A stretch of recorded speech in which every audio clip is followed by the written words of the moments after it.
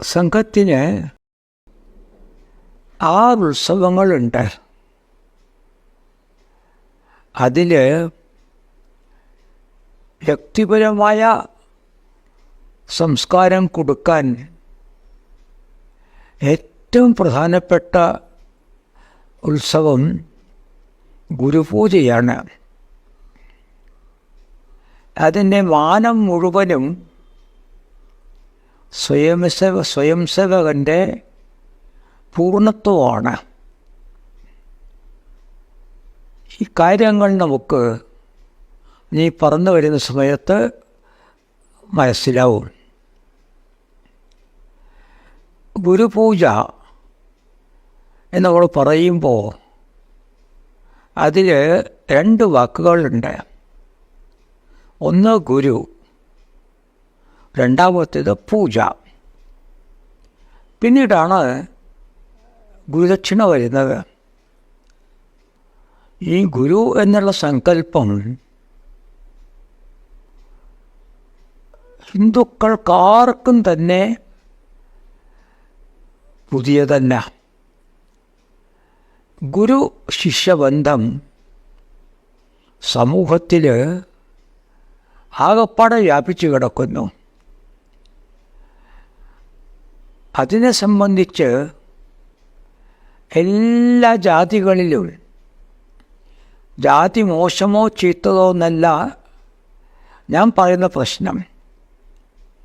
ജാതികളുണ്ടല്ലോ, അങ്ങനത്തെ എല്ലാ ജാതികളിലും ഈ ഗുരുസമ്പ്രദായമുണ്ട്.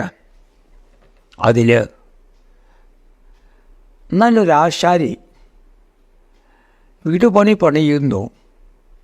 അവസാനം തൻ്റെ മകനെ ശരിക്കുള്ള തൊഴിലേക്ക് ഇറക്കി വിടുന്നതിന് മുമ്പ് ആ ആയുധങ്ങളൊക്കെ വെച്ച് പൂജിക്കുന്നു. മൂത്താശാരിമാരുടെ കാലു തൊട്ട് അടക്കയും വെറ്റയും ദക്ഷിണയും കൊടുത്ത് പിന്നെ പ്രവർത്തനം തുടങ്ങുന്നു. ഇനി കളരിയിൽ പോയി നോക്കൂ. കളരി തീർത്തും ശാരീരികമായൊരു വിഷയമാണ്. അടിയും തടയും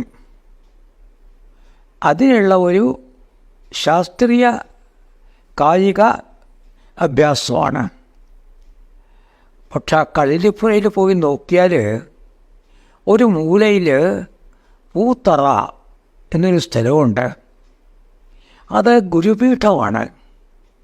അതുകൊണ്ട് എല്ലാ ദിവസം കളരിയാശാൻ പഠിപ്പിക്കാൻ വരുമ്പോൾ വിദ്യാർത്ഥികൾ അഭ്യസിക്കാനിരിക്കുമ്പോൾ ഇരു കൂട്ടരും പൂത്തറ തൊഴുതിട്ടാണ് പ്രവർത്തനം തുടങ്ങുന്നത്. നമ്മുടെ സാധാരണ ജീവിതത്തിൽ വിദ്യാരംഭമുണ്ട്.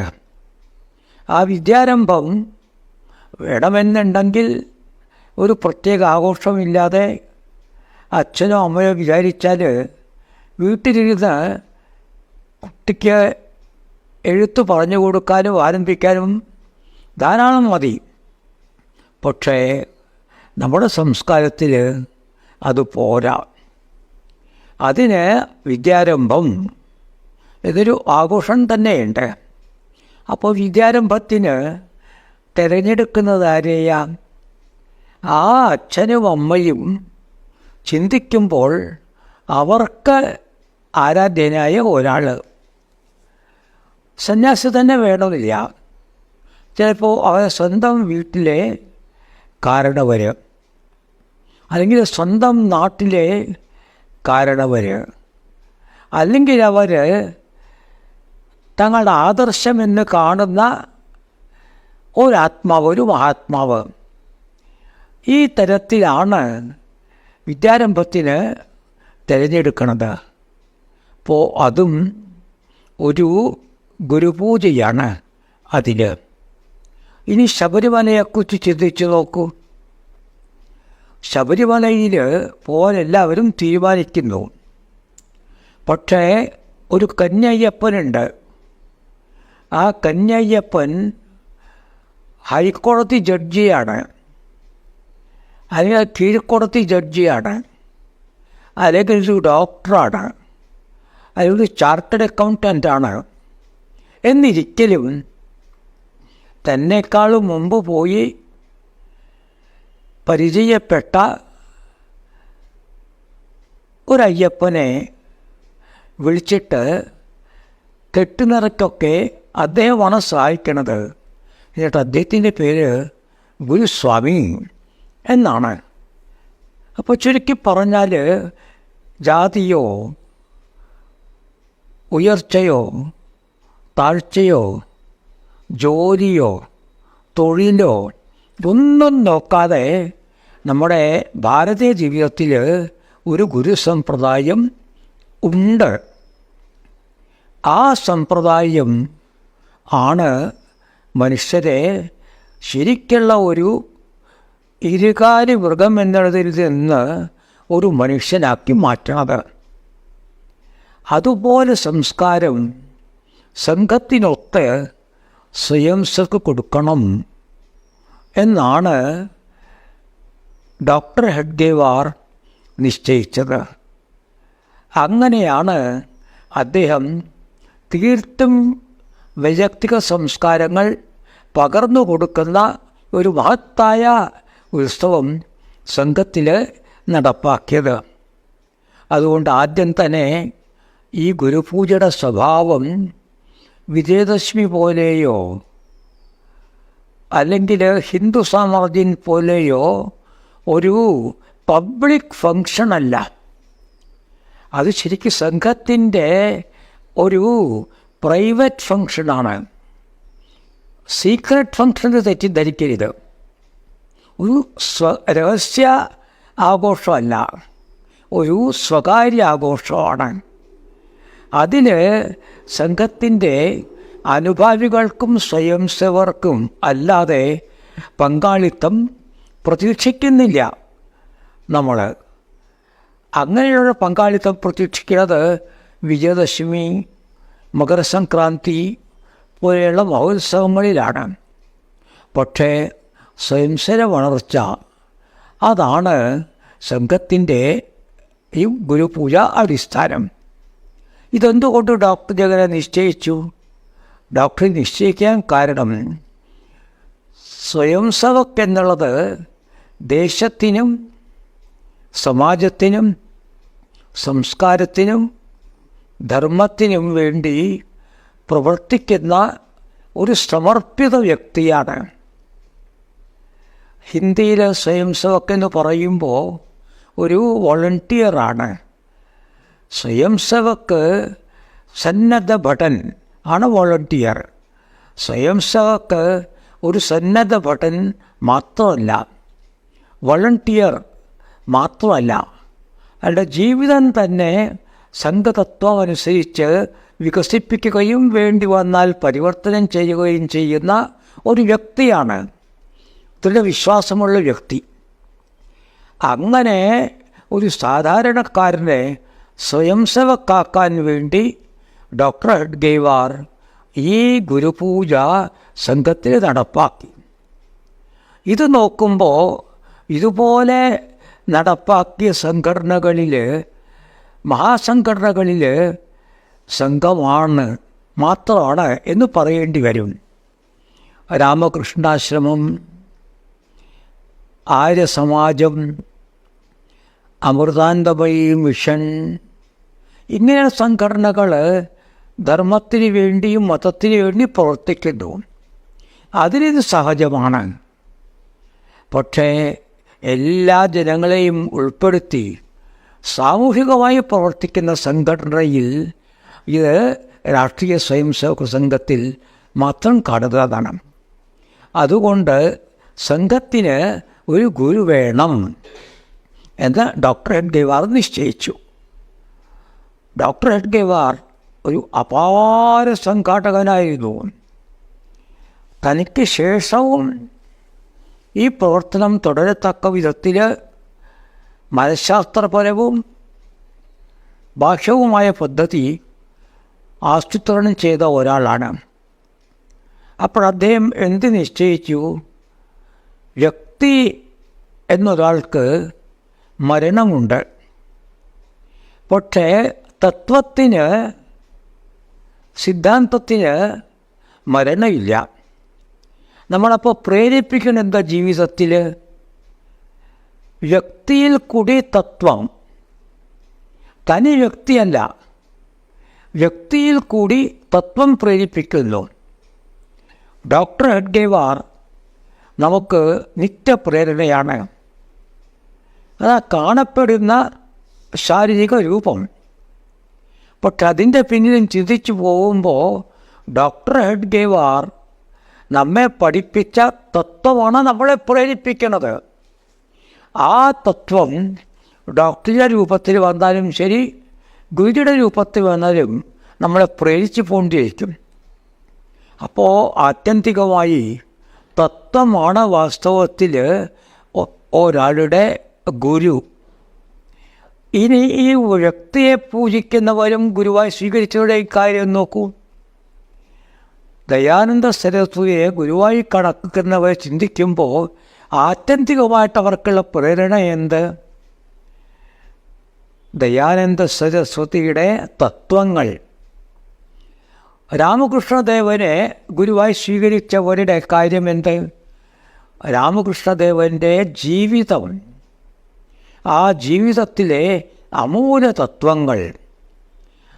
അതുകൊണ്ട് ഡോക്ടർജിയും സംഘത്തിൻ്റെ തത്വങ്ങൾ തന്നെയായിരിക്കണം ഗുരു, ഒരു വ്യക്തിയായിരിക്കരുത് എന്ന് തീരുമാനിച്ചു. ആ തത്വങ്ങൾ ഗുരുവായതിന് വല്ല കീഴ്വഴക്കമുണ്ടോ? അടുത്ത 5 or 6 നൂറ്റാണ്ടുകളിൽ വളരെ നല്ലൊരു കീഴ്വഴക്കം കാണുന്നുണ്ട്. സിഖ് മതം വളർന്നത് ഗുരുസമ്പ്രദായത്തിൽ കൂടിയിട്ടാണ്. നാനക് ഗുരു മുതൽ 10 ഗുരുക്കളുണ്ടായി. അവസാനത്തെ ഗുരുവാണ് ഗുരു ഗോവിന്ദ് സിംഗ്.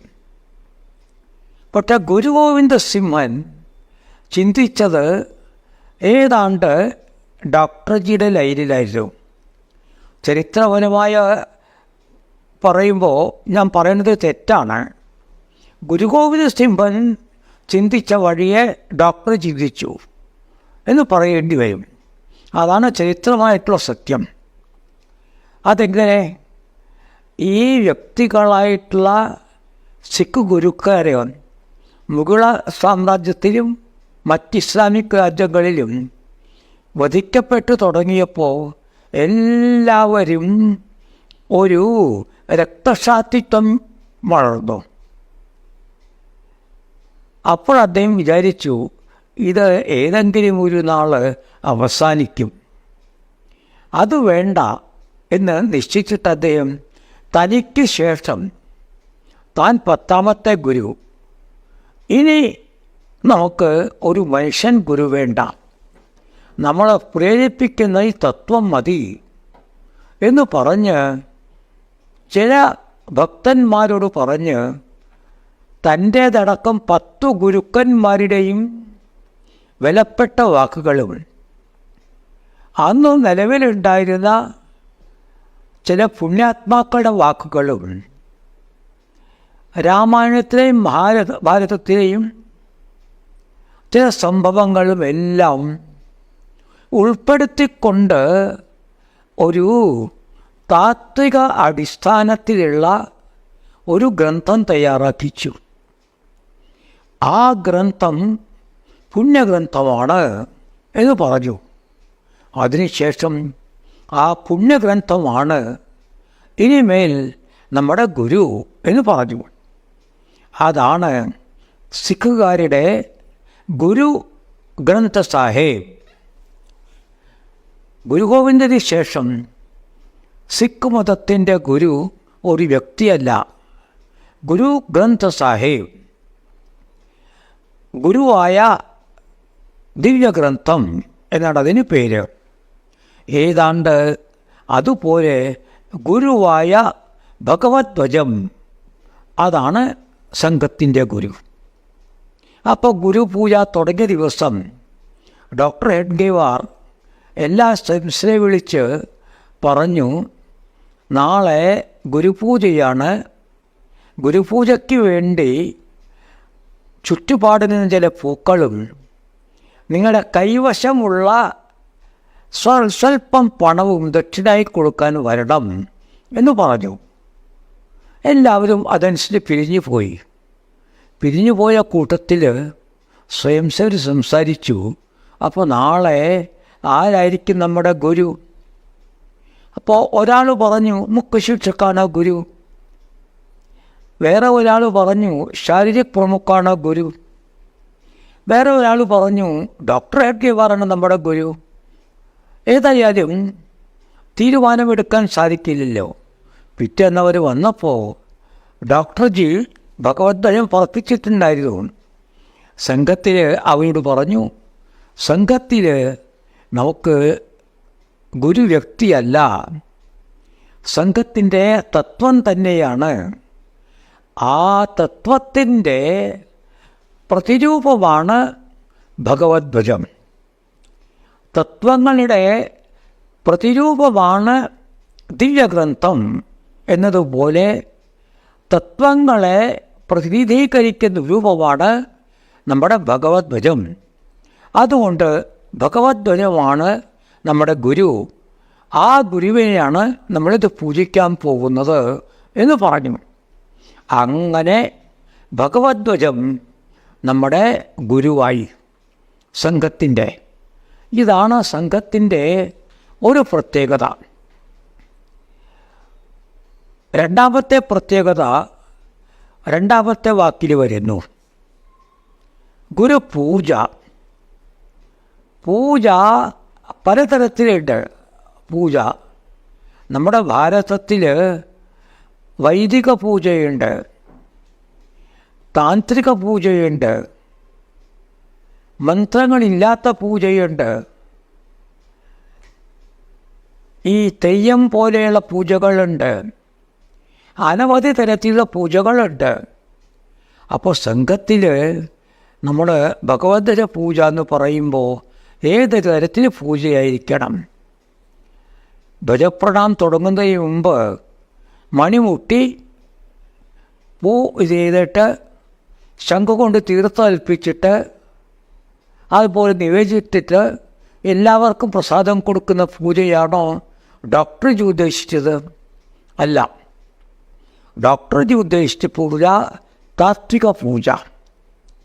തത്വത്തെ നിശ്ചയിച്ചിട്ട് ഭഗവദ്ധ്വജത്തെ കുറിച്ച് ചിന്തിക്കണം.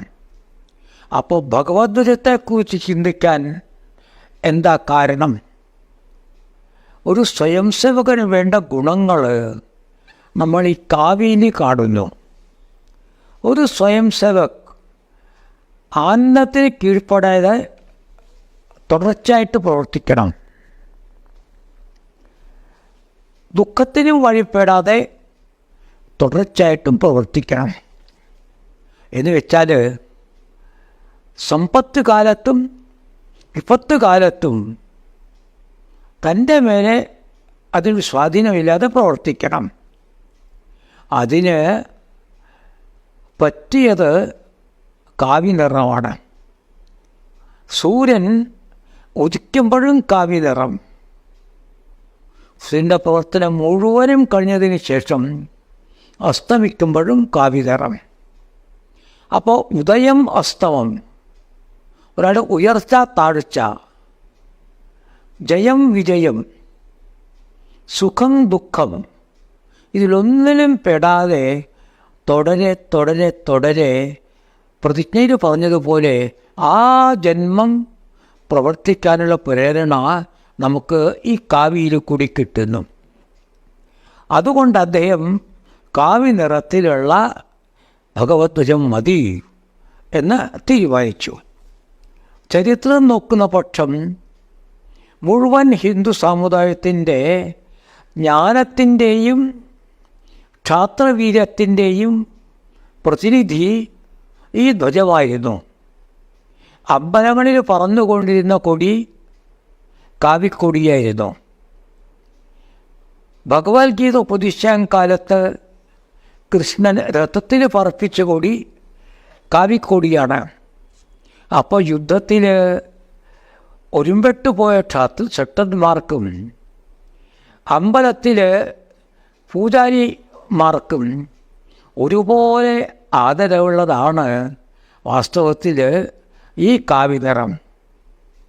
അതുകൊണ്ട് നമുക്ക് കാവിനിറം തന്നെയാണ് നമ്മുടെ ഗുരുവായത് എന്ന് പറഞ്ഞിട്ട് ഡോക്ടർ ജി അന്ന് എല്ലാവരോടും എക്സ്പ്ലെയിൻ ചെയ്തു. പിന്നെ മറ്റൊരു പ്രധാനപ്പെട്ട കാര്യം, ഭാരതത്തിൻ്റെ ചരിത്രത്തിന് ആദ്യം മുതൽ ഇന്ന് വരെ അവസാനമില്ല. എന്നാണ് ചരിത്രം തുടങ്ങുന്നത് എന്ന് നമുക്ക് കണ്ടെത്താനാവില്ല. അതുകൊണ്ടത് അനാദിയാണ്. ഇന്ന് വരെ അവസാനിച്ചിട്ടുമില്ല, അവസാനിക്കാൻ പോകുന്നുമില്ല. അതുകൊണ്ട് അത് അനന്തവുമാണ്. ധ്വജത്തെക്കുറിച്ച് ചിന്തിക്കുമ്പോൾ ഈ രണ്ട് ഗുണങ്ങളും ധ്വജത്തിലുണ്ട്. ഈ ഭഗവദ്ധ്വജം ആരാണ് ആദ്യം പറപ്പിച്ചത് നമുക്ക് പറയാൻ സാധ്യമല്ല. വേദങ്ങളിൽ ഇതിനെക്കുറിച്ച് ഉല്ലേഖമുണ്ടെന്ന് പറയുന്നു. എനിക്കറിയില്ല ആ മന്ത്രം. അതിൽ ഈ അരുണവർണ്ണ പതാക എന്ന് പറയുന്നുണ്ടത്രേ. അപ്പോൾ വേദകാലം മുതലേ ഇതുണ്ടെന്നർത്ഥം. പിന്നെ അതങ്ങ് കൈമാറി കൈമാറി കൈമാറി പൂജാരി വിഭാഗത്തിലും ക്ഷത്രിയ വിഭാഗത്തിലും എല്ലാം പടർന്നു തുടങ്ങി. ശരിക്കും നോക്കിയാൽ പണ്ടൊക്കെ വൈശ്യവിഭാഗത്തിൽ, ഞാൻ വർണ്ണവ്യവസ്ഥ പറയല്ല, ഈ കച്ചവടക്കാർ ധാരാളം പണം ശേഖരിച്ച് തിരുപ്പതി കൊണ്ടു കൊടുക്കും. അവിടെ സഞ്ചിയിലിടും. സഞ്ചിയിലിടുമ്പോൾ ഈ പണമിടുന്ന സഞ്ചി കാവിനിറമാണ്. ആലോചിച്ച് നോക്കൂ. അപ്പോൾ യുദ്ധക്കളത്തിൽ തേരിൻ്റെ മുകളിൽ കാവിനിറമുള്ള കൊടി, അമ്പലത്തിൽ കാവിനിറമുള്ള കൊടി. ഒരു കച്ചവടക്കാരൻ പണം കൊടുക്കുമ്പോൾ കാവിനിറമുള്ള സഞ്ചി. അപ്പോൾ ഇത് നമ്മുടെ സ്വഭാവമാണ്. അതുകൊണ്ട് കാവിനിറം പരക്കെ അംഗീകരിക്കപ്പെട്ടു. ഇത് ചരിത്രപരമായിട്ടങ്ങനെ കൈമാറി കൈമാറി കൈമാറി വന്നു. അപ്പോൾ ആ തത്വം ഇപ്പോഴും ഉണ്ട്. അതിൽ തലമുറകൾ മാറിയാലും ഈ തത്വം മാറുന്നില്ല എന്നതിൻ്റെ പ്രതീകവും കൂടിയാണ് നമ്മുടെ ഈ ഭഗവദ്ധ്വജം. അതിന് ഒരു ചെറിയ ഉദാഹരണം ഞാൻ പറയാം. ആ ഉദാഹരണം ഇപ്പോൾ നമ്മുടെ കോളേജുകളിലും ഒളിമ്പിക്സിലുമെല്ലാം സ്പോർട്സ് ഉണ്ട്, ഓട്ടം. അപ്പോൾ വലിയ വട്ടത്തിൽ ഓടുന്ന ഒരോട്ടമുണ്ട്. ചിലപ്പോൾ 4x400 മീറ്റേഴ്സ് എന്നൊക്കെ പറയും. ആ വട്ടം മുഴുവനും ഓടണം. അതിന് രസകരമായ കാര്യം, വട്ടം മുഴുവനും ഓടുന്നത് ഒരാളല്ല. ആ ഓട്ടത്തിന് വേണ്ടി ചെയ്യുന്ന ഓരോ ടീമിലും 4 പേരുണ്ട്. അപ്പോൾ ഒരാൾ കാൽഭാഗം വൃത്തം കഴിഞ്ഞിട്ട് നിൽക്കും, രണ്ടാമത്തെ ആൾ. മൂന്നാമത്തെ ആൾ അര വട്ടം കഴിഞ്ഞിട്ട് നിൽക്കും. നാലാമത്തെ ആൾ 3/4 വട്ടം കഴിഞ്ഞ് നിൽക്കും. അവസാനത്തെ കാൽഭാഗം അയാൾ തീർത്ത് തുടങ്ങിയ സ്ഥലത്തെത്തും. അപ്പോൾ ഈ തുടർച്ചയുണ്ട്, പക്ഷേ 4 പേര് ചേർന്നിട്ടാണ്. അപ്പോൾ അതിൽ തുടർച്ച, അതിനിടയ്ക്ക് അറ്റുപോയില്ല, അന്യം നിന്ന് പോയില്ല എന്നതിന് ഒരു പ്രതീകമുണ്ട് സ്പോർട്സിൽ. അതിൻ്റെ പേരാണ് ബേറ്റൺ. ഒരു ചെറിയ വടിക്കഷ്ണം. ആ വടിക്കഷ്ണം ഒന്നാമതോടുന്ന ആൾ കയ്യിൽ വയ്ക്കും. ഓട്ടം തുടങ്ങുമ്പോൾ പാഞ്ഞോടിയിട്ട് ഈ കാൽവട്ടം കഴിഞ്ഞിട്ട് നിൽക്കുന്ന രണ്ടാമത്തെ സഹായിയിൽ അയാളുടെ കയ്യിൽ കൊടുക്കും. അയാളെ വെയിറ്റിനെടുത്തിട്ട് മൂന്നാമത്തെ സഹായിലെ അരവട്ടം പൂർത്തിയാക്കി അയാളുടെ കയ്യിൽ കൊടുക്കും.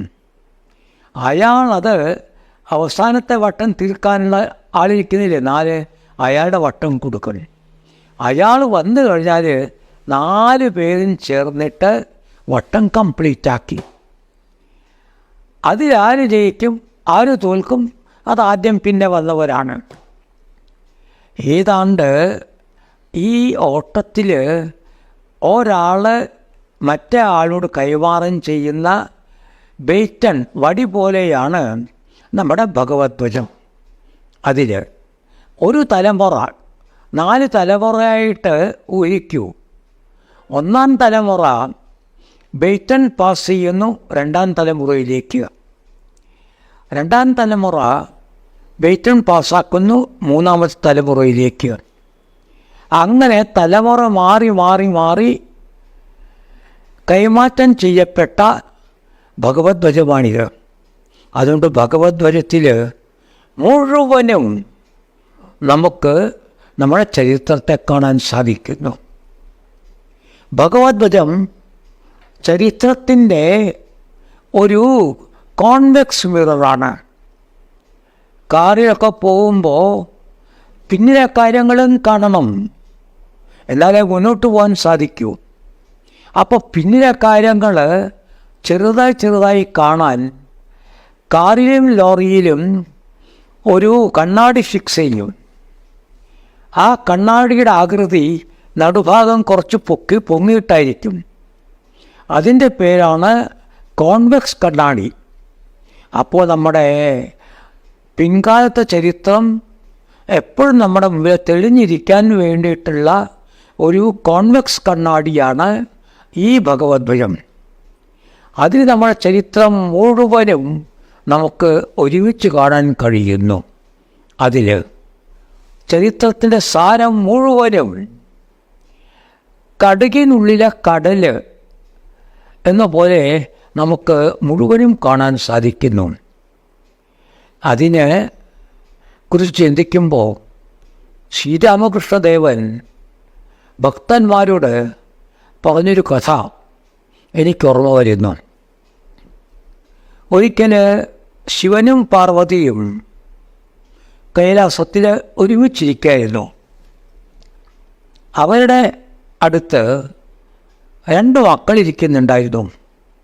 ഒന്ന് ഗണപതി, മറ്റേത് സുബ്രഹ്മണ്യൻ. അപ്പോൾ 2 മക്കൾക്കും വേണ്ടത്ര വികൃതിയുമുണ്ട്, ഉത്സാഹമുണ്ട്, കുട്ടികൾക്കുള്ള സ്വഭാവങ്ങളൊക്കെ ഉണ്ട്. അപ്പോൾ പാർവതി ചിരിച്ചുകൊണ്ട് 2 മക്കളെയും വിളിച്ച് പറഞ്ഞു, മക്കളെ, എൻ്റെ കഴുത്തിൽ ഇട്ടിട്ടുള്ള ഈ രത്നമാലയില്ലേ, ഞാൻ രത്നമാല നിങ്ങളിൽ ആർക്കെങ്കിലും ഒരാൾക്ക് തരാം. പക്ഷേ ഒരു മത്സരമുണ്ട്. നിങ്ങൾ 2 പേരും പോയിട്ട് ബ്രഹ്മാണ്ടം മുഴുവനും ചുറ്റി വരണം. ബ്രഹ്മാണ്ടം മുഴുവനും ചുറ്റിയിട്ട് ആദ്യം ഇവിടെ എത്തുന്ന ആളാര് അയാൾക്ക് രത്നമാല എന്ന് പറഞ്ഞു. ഇവർക്ക് ആവേശമായി.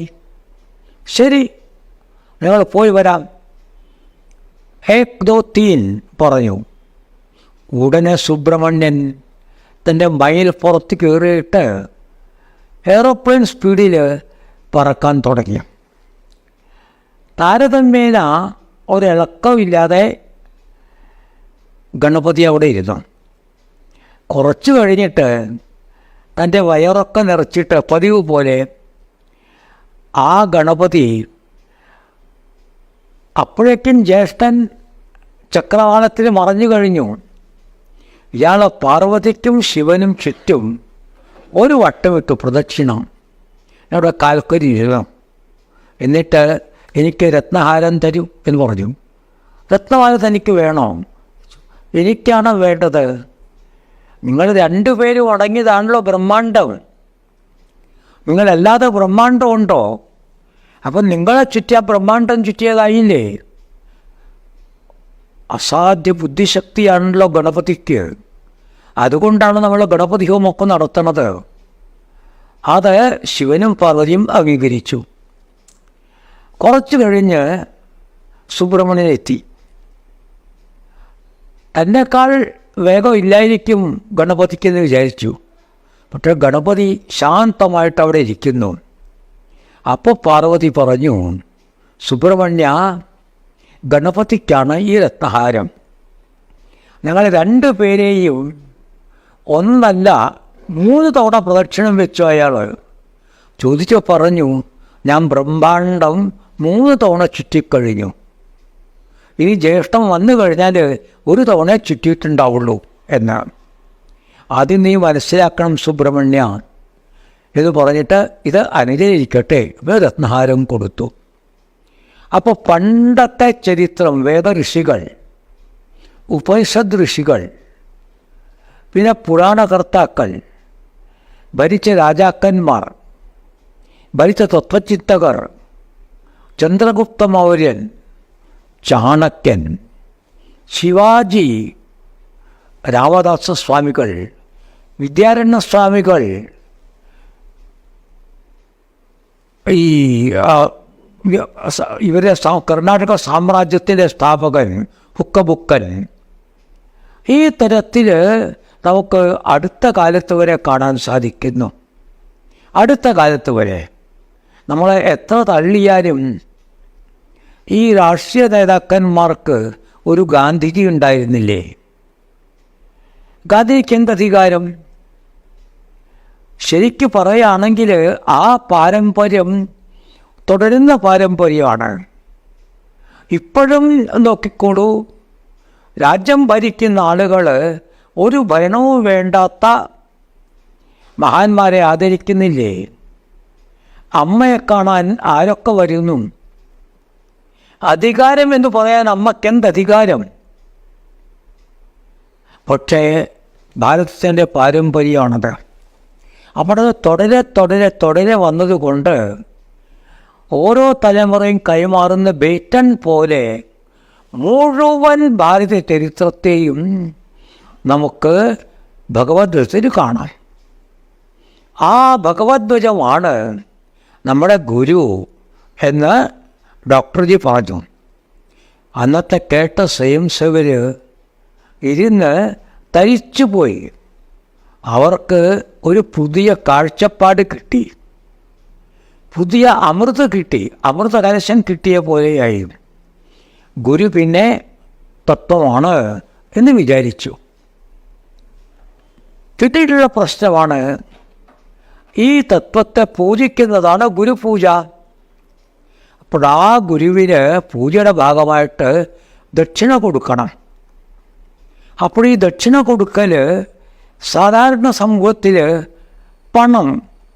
പണക്കാരൻ ചിലപ്പോൾ കൂടുതൽ ദക്ഷിണ കൊടുക്കും, അങ്ങറ്റത്തെ ഭക്തിയുള്ളവരും സർവ്വതും കൊടുക്കും. പക്ഷെ കൊടുക്കുന്നത് ധനമായിട്ടാണ്, ഗുരുദക്ഷിണ. ഈ വരദന്തുമാരുടെ ശിഷ്യൻ കൗത്സൻ 14 കോടി ഗുരുദക്ഷിണ പണമായി കൊടുക്കണം ഗുരുവിന് എന്ന് യാചിക്കാനാണ് രഘുവിൻ്റെ അടുക്കൽ വന്നത്. അപ്പോൾ ഗുരുദക്ഷിണ ധനമാണ്. പക്ഷെ സംഘത്തിൻ്റെ ഗുരുദക്ഷിണ ധനമാണോ? സംഘത്തിൻ്റെ ഗുരുദക്ഷിണ തത്വത്തിലുള്ള വിശ്വാസവും തത്വത്തിലുള്ള സമർപ്പണവുമാണ്. അപ്പോൾ ഒരു സ്വയം സേവക്ക് മുക്തശിക്ഷക്കാവും വിധം പ്രവർത്തിച്ചു, അയാൾക്കധികം പണമൊന്നുമില്ല. വേറൊരു സ്വയം സേവക്ക് ജോലിക്ക് പോയിട്ട് നിത്യശാഖയിൽ മുടങ്ങാതെ വരുന്നു. നമ്മളെ ചുമതല കൊടുക്കുന്നത് ആരായിരിക്കും? നിത്യശാഖയിൽ വരുന്നൊരു സ്വയം സേവനക്കാളും മരിച്ച് പണിയെടുക്കുന്ന ഒരാൾ നിസ്വാർത്ഥൻ, അയാളെ പിടിച്ച് മുക്തശിക്ഷക്കാക്കും. അപ്പോൾ സംഘത്തിൽ ഉള്ള പൂജ തത്വപൂജയാണ്, പുഷ്പപൂജയല്ല. പിന്നെ അതിൻ്റെ പുറത്തെ ഒരു സിമ്പൽ, ഒരു ലക്ഷണം എന്ന നിലയ്ക്ക് എല്ലാവരും പിശുക്ക് വയ്ക്കുന്നത് ഏതാ? പണം. ആ പിശുക്ക് വയ്ക്കുന്നത് പിശുക്ക് വയ്ക്കാതെ കൊടുത്തിട്ടുള്ള ശീലം വേണം. അതിനാണ് ഈ പണം നമ്മൾ കൊടുക്കുന്നത്. ഇപ്പോൾ ചിലർ ഉപനയനത്തിൽ നിന്നൊക്കെ, ഉപനയനം നടത്താൻ നല്ല ചിലവുണ്ട്, പക്ഷേ പൂജാരി പുരോഹിതന് 51 രൂപ കൊടുക്കും. 10,000-കണക്കിന് ഊട്ടിന് ചെലവാക്കും. പക്ഷേ രൂപയായിട്ട് എടുക്കുമ്പോൾ 51 രൂപ. ദക്ഷിണ എന്ന് വെച്ച് കഴിഞ്ഞാൽ അങ്ങനെ ഇപ്പോൾ ഒരു വൈകൃത മനോഭാവത്തോട് ചിന്തിക്കാൻ തുടങ്ങി. അതിനുള്ള കാരണം പണമാണ് ദക്ഷിണ എന്ന വികൃത മനസ്സ് വളർന്നതുകൊണ്ടാണ്. ഡോക്ടർ ജി ആ മനസ്സ് പാടെ ഉപേക്ഷിച്ചു. സംഘത്തിന് വേണ്ടി സമർപ്പിതമായ ജീവിതമാണ് നിങ്ങളുടെ ഗുരുദക്ഷിണ. അതിൻ്റെ ബാഹ്യലക്ഷണം മാത്രമാണ് പണം. പണം നമുക്ക് വേണ്ടത് ബാഹ്യമായി പറയുകയാണെങ്കിൽ സംഘത്തിൻ്റെ പ്രവർത്തനം നടത്താനാണ്. പക്ഷേ സംഘത്തിൻ്റെ പ്രവർത്തനം പണം കൊണ്ട് മാത്രം നടക്കില്ല. സംഘത്തിൻ്റെ പ്രവർത്തനം നടക്കുന്നത് സ്വയം സേവകൻ വഴിയാണ്. ഇന്നത്തെ ലോകത്തിൽ ചെലവ് ചെയ്യാൻ പണം വേണ്ടതുകൊണ്ട് അതിന് പണം വേണം. അപ്പോൾ ആ തരത്തിൽ പണം എങ്ങനെ ഉണ്ടാവും എന്ന് ചിന്തിച്ചപ്പോൾ അതും ഈ സ്വയം സേവന ചുമതലയാണ്. പണം യാചിച്ച് പുറത്തു പോയാൽ സംഘം മറ്റുള്ളവരിൽ ആശ്രയിച്ച പോലെയാവും, മറ്റുള്ളവരെ ആശ്രയിച്ചതുപോലെയാവും. അതുകൊണ്ട് സ്വതന്ത്രമായിട്ട് നമുക്ക് നമ്മുടെ പണം ഉണ്ടാക്കാൻ സാധിക്കണം. ഇവിടെയും രാമകൃഷ്ണദേവൻ പറഞ്ഞ ചെറിയ കഥ ഞാൻ പറയാം. ഒരു രാജാവ് ഭക്തനും ഈശ്വരവിശ്വാസിയാണ്. മന്ത്രി മുഖാന്തരം അമ്പലത്തിലെ പൂജാരിമാരെ ഒന്ന് കാണണമെന്ന് പറഞ്ഞ് ക്ഷണിച്ചു. അമ്പലത്തിലെ പൂജാരിമാർ വിചാരിച്ചു, നമുക്കെന്താ രാജാവിനെ കണ്ട് കാര്യം, ഞങ്ങൾക്ക് പ്രത്യേക കാര്യമൊന്നും നേടാനില്ല. അതുകൊണ്ട് രാജാവ് കാണണമെന്നുണ്ടെങ്കിൽ ഇങ്ങോട്ട് വരട്ടെ എന്ന് പറഞ്ഞു. രാജാവ് ഇവരറിഞ്ഞപ്പോൾ ബുദ്ധിയുടെ രാജാവ്, ഓ അവൻ ഇളകില്ല ഇല്ലേ, അതിൻ്റെ കാരണം എന്താണെന്ന് മനസ്സിലാക്കി ഞാൻ. നമുക്കൊരു കാര്യം ചെയ്യാം. രാജാവും മന്ത്രിയും കൂടി ഈ എല്ലാ പൂജാരിമാരെ കൊണ്ടും പെണ്ണ് കെട്ടിച്ചു. പെണ്ണ് കെട്ടിച്ചു കഴിഞ്ഞപ്പോൾ ഭാര്യയെ പോറ്റണം, കുട്ടികളെ പോറ്റണം, അമ്പലത്തിൻ്റെ വരവ് പോരാ, ഇടയ്ക്ക് അസുഖം വേണം, വൈദ്യരെ കാണണം, ആശുപത്രി പോകണം. അപ്പോഴീ കിട്ടുന്ന പണം പോരാ. അപ്പോഴൊരു പണത്തെ ആശ്രയിക്കണം. സ്വാശ്രയം കൊണ്ട് സാധ്യമല്ല. അപ്പോൾ പരാശ്രയം വേണം. അങ്ങനെയുള്ള ഒരു ദിവസം രാജാവ് പൂജാരിമാരെ വിളിച്ചപ്പോൾ എല്ലാവരും വന്നു. എല്ലാവരും തൻ്റെ ഓരോ ആവശ്യം പറഞ്ഞു. തൻ്റെ മകന് ജോലി വേണം, തൻ്റെ മകളുടെ കല്യാണം, അതിന് താലിക്ക് കയ്യിൽ കാശില്ല, അപ്പോൾ ഒരു സ്വർണ്ണത്താലി വേണം, കച്ചവടമുണ്ട്, നഷ്ടത്തിലാണ്, കുറച്ച് പണം വേണം. ഈ തരത്തിൽ കുറച്ച് മുമ്പ് രാജാവിനെ കാണാൻ അങ്ങോട്ട് ചെല്ലാത്ത ഈ പൂജാരിമാർ രാജാവിനെ കാണാൻ ഇങ്ങോട്ട് വന്ന് തുടങ്ങി. ആ ദോഷത്തിൻ്റെ പേരാണ് പരാശ്രയം. ഇത് സംഘടനയ്ക്ക് വരരുത് എന്നുണ്ടെങ്കിൽ സംഘടനയ്ക്ക് സ്വാശ്രിതമായ ഒരു ധനാഗമ മാർഗം വേണം. കൂട്ടത്തിൽ താത്വികമായ പൂജയും വേണം. അപ്പോൾ തത്വത്തിൻ്റെ അടിസ്ഥാനത്തിലുള്ള പൂജയും ലൗകിക സമ്പത്തിൻ്റെ അടിസ്ഥാനത്തിലുള്ള സമർപ്പണവും ചേർന്നൊരു സമ്പ്രദായം ഡോക്ടർ ജി ഉണ്ടാക്കി. അതിൻ്റെ പേരാണ് ഗുരുദക്ഷിണ. അതൊരു സംഘത്തിൻ്റെ പ്രവർത്തനം ഗുരുദക്ഷിണ കൊണ്ട് നടത്തണം. പുറത്ത് ധനവാൻ്റെ പടിക്കൽ യാചിച്ചു പോവേണ്ട ആവശ്യമില്ല.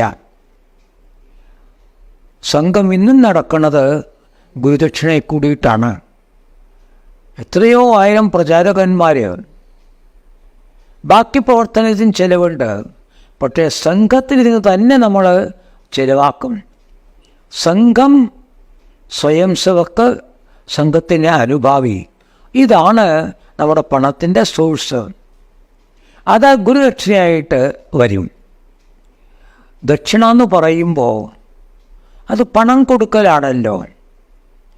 പൊതുവെ നമ്മുടെ സമൂഹത്തിൽ 4 ജാതി പണം കൊടുക്കലുണ്ട്. അതിൽ ഒന്നിൻ്റെ പേര് സംഘടന ചേർന്നെന്നിരിക്കട്ടെ, ആ സംഘടനയ്ക്ക് വേണ്ടി നമ്മൾ കാര്യമായിട്ടൊന്നും ചെയ്യണ്ട.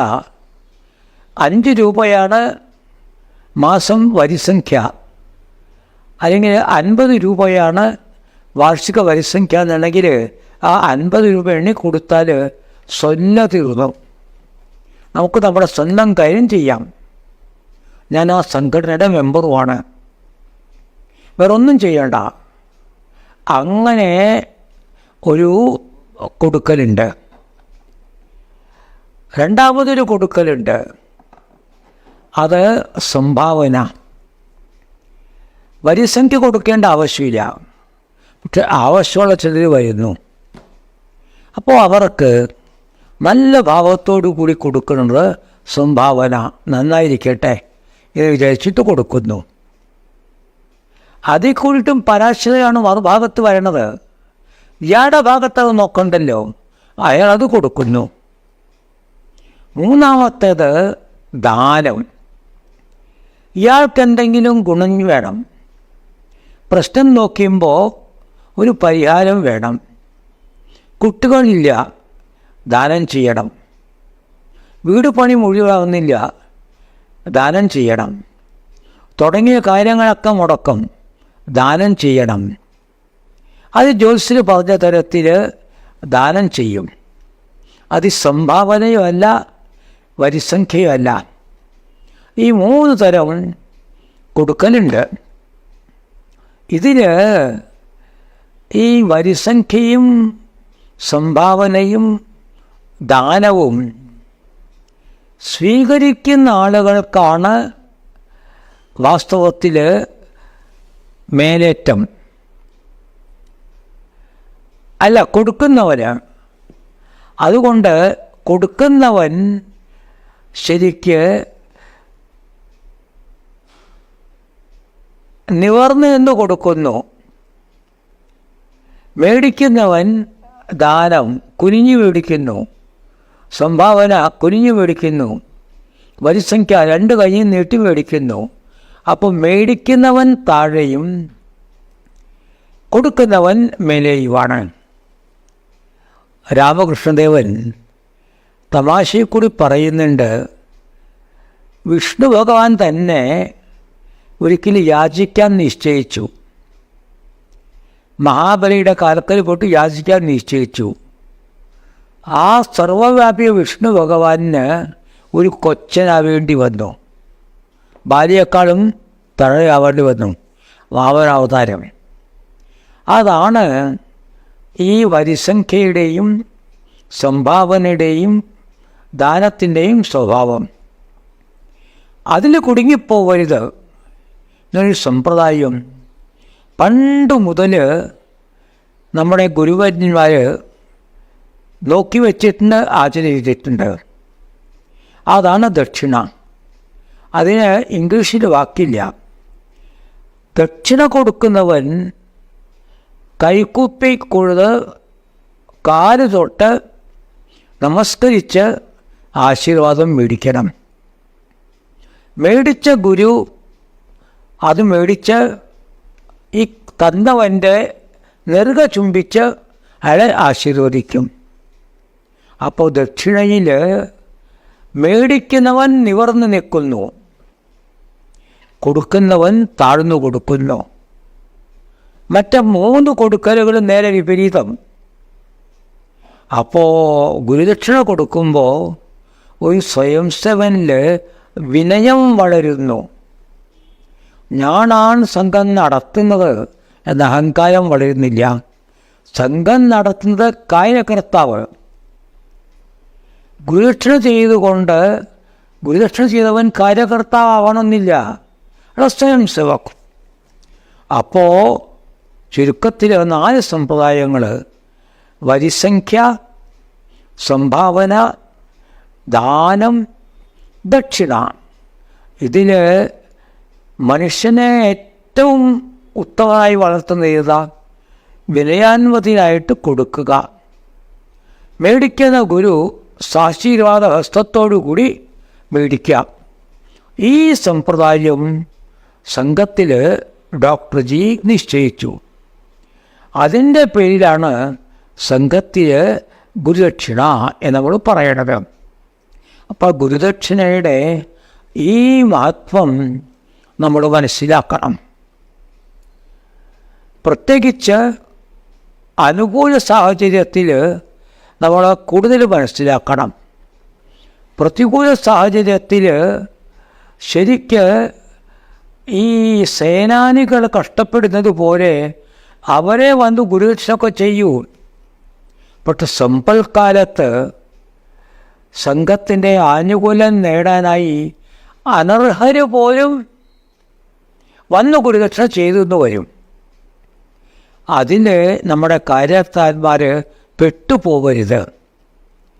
പെട്ടുപോയതിൻ്റെ അർത്ഥം നമ്മൾ ഗുരുദക്ഷിണ വിട്ടിട്ട് ദാനത്തിലേക്ക് കയറി, അല്ലെങ്കിൽ സംഭാവനയിലേക്ക് കയറി. അപ്പോൾ അവർ തരുന്ന ഗുരുദക്ഷിണ സംഭാവനയോ അല്ലെങ്കിൽ ദാനമോ എന്ന് വേണമെങ്കിൽ പറയാം. പക്ഷെ ഒരിക്കലും ഗുരുദക്ഷിണയായിട്ട് കണക്കാക്കൂടാ. ഈ സ്പഷ്ടമായ വിചാരം പ്രതികൂല സാഹചര്യത്തിൽ വേണ്ടതിലും കൂടുതൽ അനുകൂല സാഹചര്യത്തിലാണ്. നമുക്ക് അനുകൂല സാഹചര്യത്തിലാണ് പലപ്പോഴും നമുക്ക് അധപ്പതിക്കാൻ ചാൻസ്. അത് തിരിച്ചറിയേണ്ട നമ്മൾ. കുടുങ്ങിപ്പോവരുത് അതിൽ. അയാളുടെ ദാനം കണ്ടു മാത്രം കണ്ണഞ്ചിപ്പോവരുത്. അതിന് വളരെ ചെറിയൊരു കഥ ഞാൻ പറയാം. മലബാർ സൈഡിലെ ഹാസ്യസാഹിത്യകാരൻ സഞ്ജയൻ ഒരു കഥ എഴുതിയിട്ടുണ്ട്. ഒരാൾ ജന്മനാ പിശുക്കൻ. പച്ചവെള്ളം സോഡ ചോദിച്ചാൽ പച്ചവെള്ളം കുടിച്ചാൽ മതി എന്ന് പറയും. അത്രയും പിശുക്കൻ. അയാളൊരു 40-45 വയസ്സായപ്പോൾ അയാളുടെ പഴയ സ്കൂൾ കാലത്തെയും കോളേജ് കാലത്തെയും ക്ലാസ്മേറ്റിനെ കണ്ടു. സഞ്ജയനാണ് ക്ലാസ്മേറ്റ്. അല്ല സഞ്ജയ, എത്ര കാലമായി നമ്മൾ കണ്ടിട്ട്? വരി പോവാം, കുറേ നാളായില്ലേ, ഇനി കാപ്പി കുടിക്കാം. എന്നിട്ട് സഞ്ജയനെ പിടിച്ചു വലിച്ചിട്ട് ചായക്കടയിൽ കൊണ്ടുപോയി. സഞ്ജയന് ഇഷ്ടമില്ലാത്തതും മസാല ദോശ, റവ റോസ്റ്റ്, കാപ്പി അതൊക്കെ തീറ്റിച്ചു. എന്നിട്ട് ചാടി ഇറങ്ങിയിട്ട് അയാൾ 2 പേരുടെയും പണം കൊടുത്തു. ഇത് കണ്ടപ്പോൾ സഞ്ജയന് അങ്ങേയറ്റം അത്ഭുതം. പണം കൊടുത്ത് പുറത്ത് വന്നപ്പോൾ കുറച്ച് നേരം 2 പേരും മിണ്ടാതെ നടന്നു. എന്താ സഞ്ജയ താൻ മിണ്ടാത്തത്? തൻ്റെ സ്വഭാവത്തിന് വിരുദ്ധമാണല്ലോ ഇത്.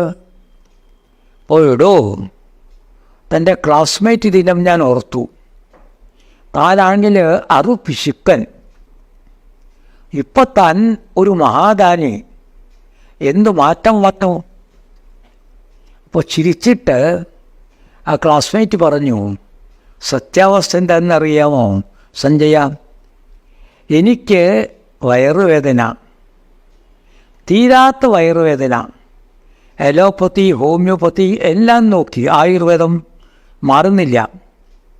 ഗതികെട്ട് ഞാനൊരു ജ്യോത്സ്യരുടെ പോയി. ആ ജ്യോത്സ്യർ രാശി വെച്ചിട്ട് എന്തോ ആരോ ചെയ്ത കൂടോത്രമാണ്, അതിന് പരിഹാരമുണ്ട്. താൻ കാണുന്ന ഏറ്റവും നീചന് വയറ് നിറയെ ആഹാരം കൊടുക്കണം, എന്നാൽ തൻ്റെ രോഗം മാറും. ഞാൻ അങ്ങനെ എൻ്റെ ജീവിതത്തിൽ അതിനീചനായ ആര് ഇത് നോക്കുമ്പോൾ താനല്ലാതെ വേറെ ആരുമല്ല, അതുകൊണ്ടാണ് ഞാൻ തനിക്ക് ദാനം ചെയ്തത് എന്ന് പറഞ്ഞു. അർത്ഥം ദാനം മാത്രം നോക്കിയാൽ പോരാ, അയാളുടെ നോട്ടം ഈ നീചന് ദാനം കൊടുത്താൽ തനിക്ക് ഗുണം കിട്ടുമെന്നാണ്. അപ്പോൾ സംഘം ഉള്ളിൻ്റെ ഉള്ളിൽ വർഗീയം നീചം എന്നൊക്കെ പറയും. പക്ഷെ സ്വന്തം കാര്യം നേടാൻ ആ സംഘത്തെ ആശ്രയിക്കേണ്ടി വരും. അങ്ങനെ പിശുക്കന്മാരും സ്വാർത്ഥികളും ഗുരുദക്ഷിണ തരാൻ തയ്യാറായിരിക്കും. ആ ഗുരുദക്ഷിണ സ്വീകരിക്കണോ വേണ്ടേ, ഇതിനെക്കുറിച്ച് ചിന്തിക്കേണ്ടി വരും ഇപ്പോഴത്തെ വർക്കേഴ്സ്. അപ്പോൾ ചുരുക്കി പറഞ്ഞാൽ സംഘത്തിൻ്റെ ഗുരുപൂജ, ഗുരുദക്ഷിണ ഈ ഭാഗത്തെക്കുറിച്ച് പണ്ടത്തെക്കാളും കൂടുതൽ ഇന്ന് നമ്മൾ സൂക്ഷിക്കണം. പണ്ടത്തെക്കാളും കൂടുതൽ അതിൽ കാട്ടിൽ സഞ്ചരിച്ച ആന കുഴി കണ്ടിട്ടല്ല കുഴിയിൽ വീണത്, മൂടപ്പെട്ട കുഴിയിലാണ് ആന വീണത്. അതുപോലെ ഇവരെല്ലാം മൂടപ്പെട്ട കുഴികളാണ്. ആ കുഴി ദൂരെ നിന്ന് തന്നെ തിരിച്ചറിയാൻ സാധിക്കണം. അതിൻ്റെ പേരാണ് സംഘത്തിൽ ശ്രുതി എന്ന് പറയണത്. യത് കണ്ടകാകീർണ മാർഗം സുഖം കാരയേത്. മുള്ളുകൾ നിറഞ്ഞ ഈ മാർഗത്തെ സുഗമമാക്കി തീർക്കാൻ വേണ്ടിയിട്ടുള്ള വകതിരിവ് ശ്രുതം ഇത് നമുക്ക് വേണം. ആ ശ്രുതമുണ്ടെങ്കിൽ നമുക്ക് ഒരിക്കലും പതനം സംഭവിക്കില്ല. അതുകൊണ്ട് ഇന്നത്തെ ഈ കാലാവസ്ഥയിൽ വൈയക്തിക സംസ്കാരം കൊടുക്കാനുള്ള ഗുരുപൂജ, ഗുരുദക്ഷിണ, ഭഗവദ്വചം ഈ മൂന്നിനെക്കുറിച്ചും വളരെ ഗഹനമായിട്ട് ചിന്തിക്കണം എന്നുള്ളതാണ് നിങ്ങളെല്ലാവരോടും എൻ്റെ പ്രാർത്ഥന. നിങ്ങൾക്ക്